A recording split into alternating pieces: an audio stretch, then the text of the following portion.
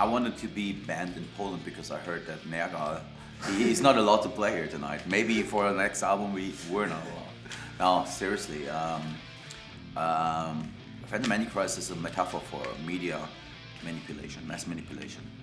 I got the inspiration from a radio show where they talked about Osama bin Laden getting killed and thrown into the ocean for religious reasons. So that inspired me for the title of Phantom Antichrist.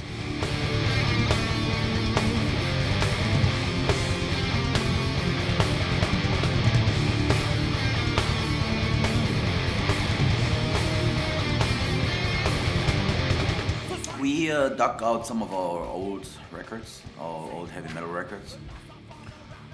It's in part it's a tribute to our favorite bands that we've grown up with: Judas Priest, Iron Maiden, to name a few. It's a very diverse album. It has a lot of variety, and it has a lot of melody, but it's still very much Kreator. It's very, very aggressive, and has some of the most hard to play riffs ever. You can try if you want. Society failed to tolerate me, and I have failed to tolerate society, till I can find what you want for, and try to hear the echoes of an inner war. Jörg or Kate Bush, or I would really like to do these kind of things, but I wouldn't release it.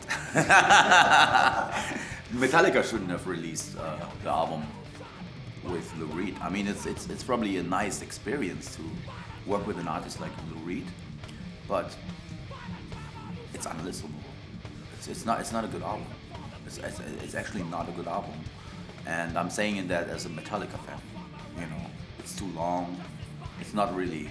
It could have been any band playing with Lou Reedem, and so if we would consider doing something like that, it would be for just for fun, maybe, or under a different name.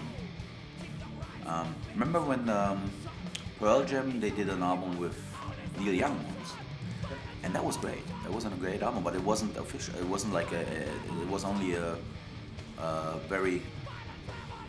They kept it kind of secret, and that was good because nobody.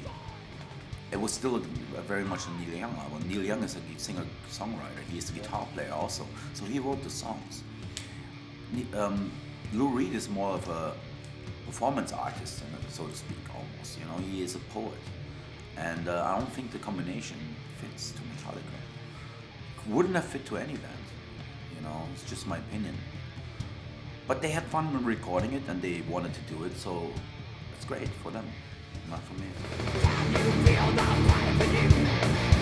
Feel the fire for you? Can you feel the fire for you? Women break down, paranoia. I don't really care too much for the reunion stuff, to be honest.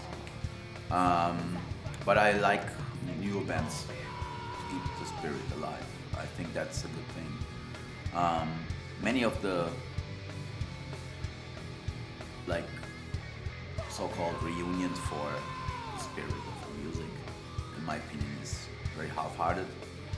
And but I do like bands like Warbringer, and Fueled by Fire is gonna come out with us in November, December. We bring them with Morbid Angel and Nile, and that's a great band. That's actually, I mean, it took me a while to get into them, but they're really, really great on their instruments, and they really know what they're doing, and they keep the spirit alive. Those kids keep the spirit alive.